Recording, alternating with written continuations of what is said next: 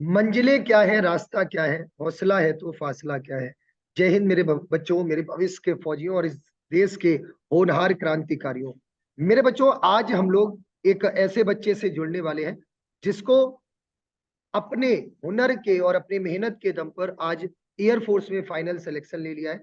एक छोटे से गांव का ऐसा बच्चा जो बलिया, जिसको हम लोग कभी कभी बागी बलिया भी बोलते हैं, एक ऐसी जगह से यस जिसने अपनी तैयारी एक हिंदी मीडियम के स्कूल से पढ़कर शुरू की और आज फाइनल सिलेक्शन लेकर एयरफोर्स की वर्दी पहनकर जमीन से आसमान तक का सफर तय करने वाला है। तो बहुत बहुत बधाई आशीष कि आपने thank air force you sir. Selection लेकर ये साबित कर दिया कि अगर हौसले बुलंद हो तो कुछ भी हो सकता है। तो सबसे पहले आपको बहुत बहुत बधाई, आपकी पूरी फैमिली को बधाई, क्योंकि आपने एक नया कीर्तिमान स्थापित किया। नो डाउट, देश सेवा करने के लिए एक जज्बा चाहिए होता है, एक हुनर चाहिए होता है, और वो हुनर बहुत कम बच्चों में होता है, और उन कुछ चुनिंदा बच्चों में से आप भी वो बच्चे हैं जिन्होंने सिलेक्शन लेकर ये साबित कर दिया है। तो आशीष, सबसे पहले तो मैं आपसे आपकी फैमिली के बारे में जानना चाहूंगा कि आपके फादर क्या करते हैं और आप कितने भाई बहन हैं, प्लीज आशीष।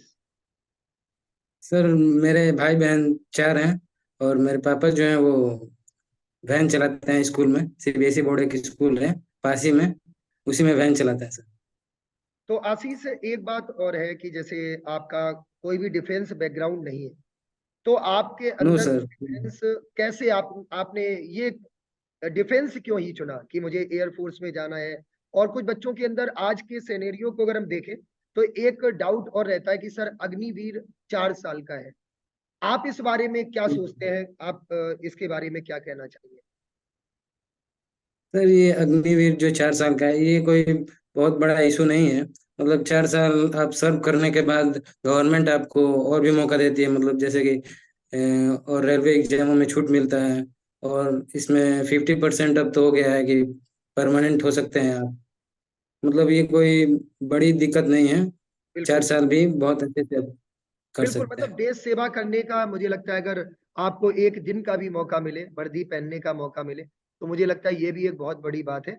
तो आशीष, में एक चीज और पूछना चाहूंगा कि आप जब तैयारी कर रहे थे, क्या ये आपका फर्स्ट अटेम्प्ट था या इससे पहले भी आपने एयरफोर्स, नेवी या आर्मी के एग्जाम दिए हैं। सर हमने आर्मी दिया, नेवी दिया और ये एयरफोर्स। एयरफोर्स का सेकेंड टाइम था। मतलब आर्मी, नेवी और एयरफोर्स तीनों में सिलेक्शन हो गया है। मतलब आर्मी का जनवरी में फिजिकल है अरे वाह। और अभी ज्वाइन, तो सर आर्मी का अधूरा ही रह जाएगा, उसको कंप्लीट नहीं कर पाएंगे। और नेवी में Yes। आपका क्या हुआ था। और सर नेवी में ये सब कुछ हो गया था, ये मेरिट में नाम नहीं है सर, मेरिट आउट हो गया सर। अच्छा, मतलब आपने तीनों का रिटन एग्जाम क्वालिफाई किया है, और आर्मी में तो यस। आपका फिजिकल भी होने वाला है। मतलब आपने देश की तीनों सेनाओं में आपने पास करके ये साबित कर दिया कि कुछ भी हो सकता है ना।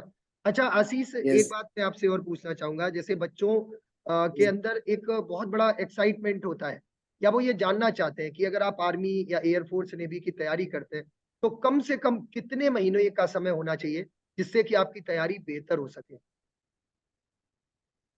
सर ये मिनिमम आप 6 मंथ, बहुत ज़्यादा हो जाएगा। 6 मंथ में आप कोई भी डिफेंस एग्जाम क्रैक कर सकते हैं। जैसे कि आर्मी, नेवी, एयरफोर्स, मतलब कोई भी बैच ले लीजिए, उसको रेगुलर क्लास करते रहिए। उसके रेगुलर क्लासेस का ध्यान से पीडीएफ बनाइए, नोट्स बनाइए, उसको डेली पढ़ते रहिए। सभी क्लासेस अटेंड कीजिए। मतलब 6 महीने में सब कुछ आपका स्ट्रांग हो जाएगा। ऐसा है कि कोई भी डिफेंस एग्जाम आप क्रैक कर सकते हैं, कोई बिल्कुल पीछे नहीं रहेगा। बिल्कुल आशीष, ये आपने बहुत अच्छी बात की। अच्छा, होता क्या बच्चों के अंदर मैंने देखा है कि वो जब पहले नोटिफिकेशन का इंतजार करते हैं, नोटिफिकेशन आने के बाद वो ये इंतजार करते हैं कब फॉर्म भरा जाएगा, और तब तक वो 20% जग जाते हैं। फॉर्म भरने के बाद फिर वो एडमिट कार्ड का इंतजार करते हैं कब एडमिट कार्ड आएगा, 70% जग जाते हैं। जब एडमिट कार्ड आ जाता है तो फिर वो 100% जग जाते हैं। तो मुझे लगता है कि अगर आपको तैयारी करनी है और अपने एग्जाम के प्रेशर को कम करना है, ये बात आपने बिल्कुल सही कही, कम से कम आपको 6 मंथ अच्छे से तैयारी करनी होगी, अपने हर सब्जेक्ट को स्ट्रॉन्ग Yes। करना होगा। अगर आपका हर सब्जेक्ट स्ट्रॉन्ग हो गया तो आप निश्चित रूप से आपका सिलेक्शन हो ही नहीं हो सकता। आशीष, यस एक सर। बात मैं आपसे और पूछना चाहूंगा कि आप गांव से बिलोंग करते हैं, हिंदी माध्यम के स्कूल से पढ़े, तो क्या आपके अंदर इंग्लिश का कभी कोई डर आया, या आपको लगा कि नहीं नहीं इंग्लिश बहुत ज्यादा डिफिकल्ट होता है, ऐसा कभी आपके मन में आया? ये सर, ये हिंदी मीडियम से आप पढ़ेंगे तो इंग्लिश का डर तो थोड़ा बना ही रहता है। बट आप अपने लक्ष्य पर ध्यान दीजिए और पढ़ाई करते रहिए। और जैसा कि हमने फेज 2 में इंग्लिश का बहुत बड़ा रोल होता है जीडी में, एयरफोर्स के ग्रुप डिस्कशन में। तो हम आपसे जुड़े और ऐसा हमें कोई दिक्कत महसूस नहीं हुआ सर कि ये नहीं हो पाएगा। मतलब बहुत इजीली हमने वो कर लिया इंग्लिश की तैयारी, स्पीकिंग आपसे जुड़ के। सर बहुत बहुत धन्यवाद सर आपका। अरे नहीं, बिल्कुल आशीष, ये आपकी मेहनत है। अच्छा आशीष, आपने फेज 2 के बारे में बात करी, तो जैसा फेज 2 के बारे में थोड़ा सा आप बताओ। आप पहले ऑनलाइन जुड़े थे या फिर डायरेक्ट हमारे पास ऑफलाइन आए? उस तैयारी के बारे में आप क्या कहना चाहेंगे? क्या आपका एक्सपीरियंस रहा? मतलब एक उस बच्चे को आप क्या मैसेज देना चाहेंगे जो जीडी की तैयारी कर रहा है एयरफोर्स फेज 2 में? सर ये एकदम नो डाउट है कि रिटेन आपका क्वालिफाई हुआ। आप तुरंत फेज 2 में एग्जाम पर ऑनलाइन एप्लीकेशन निकालते हैं, उसमें एनरोलमेंट दीजिए। तुरंत जाके ऑनलाइन चाहे ऑफलाइन, दिल्ली दिल्ली में एग्जामपुर का चलता है ऑफलाइन बैच जीडी के लिए, वो ज्वाइन कीजिए। और अब सक्षम नहीं है वहां तक जाने के लिए।